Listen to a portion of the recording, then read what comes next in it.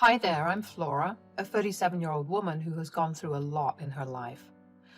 I was thinking about some of the most defining moments of my life the other day and remembered this incident. So I thought I'd share it with all of you. Let me introduce you to my husband, Phil. Phil and I share a deep love and understanding. We've always been there for each other through thick and thin. Despite the challenges we've faced, we've grown stronger together. I've never believed in the concept of a perfect marriage. There's always something that causes trouble in the relationship, you know? Well, for me, that something was Phil's mother, Mabel. Ever since I met her, I could tell Mabel didn't like me. When others were around, she acted nice and friendly, but when it was just the two of us, she would say mean things that hurt my feelings. It was draining and always made me feel really small. Mabel's words felt like sharp knives. She would often tell me that her son deserved someone better than me. She would make fun of my achievements, saying they weren't good enough. Mabel even made hurtful comments about my looks. It seemed like she enjoyed putting me down one insult at a time. All those hurtful words made me doubt myself and my place in Phil's life. I felt like I was not good enough for his love. To protect myself, I had to find ways to deal with the situation. I reminded myself that Mabel's hurtful words were because of her own issues and insecurities, and not because of anything I did wrong. I tried my best to stay calm when I was around her, even though it was difficult. I focused on the love between me and Phil and the happy moments we shared, but no matter how hard I tried to remind myself that what Mabel said wasn't true, I couldn't shake off the insecurities that began to grow within me. I really can't stand Mabel anymore. She keeps saying really hurtful things. I've been trying to tell you about it for so long, but you won't listen. I'm struggling, so please just listen to me. Come on, babe. You're just making things up again. My mom would never do anything to hurt you. You're overreacting. No, I'm not making this up. It's been going on for a long time. She makes me feel small and insults me, and it's taking a toll on my mental health. I mean, haven't you noticed how much I've changed these past few months? I know my mom. She's a kind and loving person. I can't believe you're saying these things about her. You need to stop making up stories and causing unnecessary drama. I'm not creating drama. I'm telling you how I feel and what I've been going through. Stop treating me like my feelings don't matter. Why can't you support me this one time? I just can't believe that my mom would behave like that. Maybe you're just misinterpreting things or being overly sensitive. I can't accept that my mom would be so mean. I'm not misinterpreting anything. I've suffered with her hurtful words and actions for so long.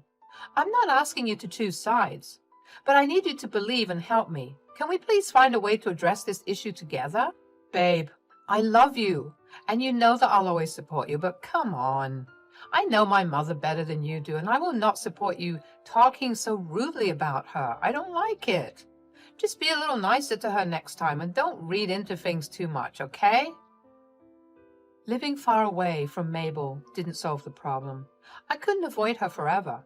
There was always some event or the other that required me to meet her and spend time with her. I wanted Phil to see the truth, but I had to find the right way and time to talk to him about it. He was never going to believe me, no matter how much or how hard I cried or complained. It would never reach him.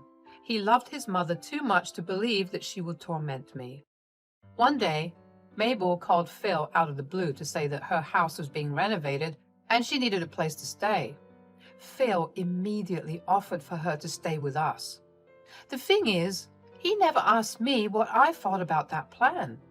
He knew how distressed his mother made me feel. Even though he didn't believe me, the least he could have done was check in with me. It hurt to think that he would make such a decision behind my back. Why did you offer Mabel our place to stay without even asking me for my opinion? Do I not have a say in what goes on in our house? Well, I didn't think I needed to ask you. She's my mom. I couldn't let her be homeless because of some feud that you guys have going on. It's not a feud. She treats me badly and never passes up on an opportunity to say something incredibly hurtful towards me. Now she's going to live with us without any say from me? It feels like you care more about her than about my feelings. Look, I know you've had issues with her, but she's still my mom. I can't just leave her without a place to stay. I thought you'd understand, especially since she's family. I do understand the importance of family, but it's also important for you to consider how I feel. I can't pretend everything's okay when she constantly treats me like crap. Babe, can we please not do this right now? I'm sorry I didn't ask you about it, but regardless of what you would have said, I would have let my mom stay here. Just deal with it for me, please. Talking to Phil only made me angrier. How could he not see what was right in front of him? I wanted to lash out and yell at him, but I knew that it would be pointless. Phil had made up his mind and there was no way I could change it. I had to do as he said and just deal with it. When Mabel arrived, she acted all nice and friendly towards Phil and me, but as soon as Phil left the room, her true colors showed. She smirked at me with a mean look in her eyes and said she would make my life miserable. She told me that she would find a way to get rid of me because she was sick and tired of me. I felt a mix of emotions, angry, scared, and frustrated. How could someone who was supposed to be family treat me so badly? How could she also so casually tell me this? I knew I had to protect myself somehow because Mabel wasn't planning on leaving anytime soon. Whenever she had the chance to bully me, she took it. It felt unbearable to think about enduring her bullying for who knows how long. I knew that I needed to expose Mabel's true nature to Phil, but I had to be careful. If I did it too soon, he might think I was trying to ruin his relationship with his mom, or that I was purposely throwing his mother on the streets when she had no place to live. So, for the next month and a half, I endured Mabel's constant bullying. She knew just how to target my insecurities and make me feel small. Her insults and belittling comments were like daggers to my self-esteem. She would mock my appearance. She would criticize the way I looked and dressed. Every choice I made seemed to be met with her disapproval, whether it was about my career, hobbies, or even the food I cooked. Mabel would find sneaky ways to hurt me and make me feel bad about myself. She would ruin important things I was working on. She would spill coffee on my important work papers or make a mess in the kitchen right before guests came over, and sometimes she would sabotage the food I spent long hours making. Then she would just stand there and laugh while I had to fix everything and face the consequences. She also liked to make fun of things I liked and enjoyed. If I told her about a book I liked, she would say it was a waste of time. When I talked about painting, she would say mean things about my skills and make me doubt myself. It seemed like she enjoyed taking away any joy I had in my hobbies and talents, making me feel like I wasn't good enough. Mabel also made hurtful comments about how I looked. She would say mean things about my weight. She took pride in making me feel bad about my body. She would laugh at my clothes and say that they were old-fashioned or didn't look good on me. It was like she wanted to make me feel ashamed of how I looked and destroy my confidence. But her bullying didn't stop at just words. She tried to make me feel alone by spreading rumors and gossip about me to anyone that I invited over to my house. She wanted to turn them against me and create problems in my relationships. It was like she wanted to control everything and see me suffer. The entire time she had a smirk on her face. She enjoyed the pain she caused me. It was a cruel game to her, a way to show her power over me. To make matters worse, standing up to Mabel wasn't easy. I was scared of her anger and the possible strain it could put on my relationship with Phil. I was emotionally exhausted. I felt like I had reached my breaking point. That's how I knew enough time had passed and I could easily put my plan into action. I made sure to never complain about Mabel to Phil even once in the past month and a half. So now, not only was it safe to carry out my plan, but I was also burning with rage. I wanted Mabel to feel the same pain she made me feel. During those 2 weeks of secretly recording Mabel, my emotions were all over the place. It was really hard to handle her constant bullying, but I knew I had to stay strong because I wanted to show everyone, especially Phil, her true colors. The thought of finally exposing her kept me going even when things felt really tough. Every mean thing she said and every mean laugh she let out hurt me deeply. Her words felt heavy and her insults stung. It was exhausting to deal with her meanness all the time, but I reminded myself that it wouldn't last forever. I took every mean word she said and every mean thing she did in stride. I knew that everything was being recorded and I wouldn't need to deal with her anymore very soon. After compiling and editing the footage, I gathered up the courage to show it to Phil. One evening, I asked him if he wanted to watch a movie together. It had been a while since the both of us kicked back and relaxed, so he happily agreed. As we sat down, I started playing the footage of Mabel's hurtful actions towards me. Phil was confused and shocked. He watched with growing horror the way his mother treated me. He asked me to explain what I was showing him. Finally, I had his attention and it was my chance to explain. Do you see what I've been trying to tell you about for so long? I've not been lying or making things up. I've been dealing with her antics for the past 2 months while you've been happily unaware of everything. It was bad enough when she didn't live with us, but when you let her live here, I swear, babe, I wanted to leave. I had no idea. I thought you were just making it up. Why would I make it up? What would I get by making up silly stories? I don't know. I don't know why I never believed you or even heard you out. I guess I just didn't want to believe that my mother could be so cruel. I'm so sorry for not believing you and neglecting your feelings. Your mother is a monster. I hate to break it to you like this, but she really is. You've seen the evidence now. Do you see how much I've been hurting? Yeah. I feel so guilty for not standing up for you. I should have heard you out and at the very least attempted to find out if what you were saying was true. I'm truly sorry, babe. Thank you for finally believing me. If you didn't, I would have lost my mind. So it means a lot to me. Of course. I'd have to be a special kind of fool to tell you that you were lying when I just saw with my own eyes how my mother has been treating you. I want to make it up to you. Tell me what I can do to make it up to you. I'll do anything, I promise.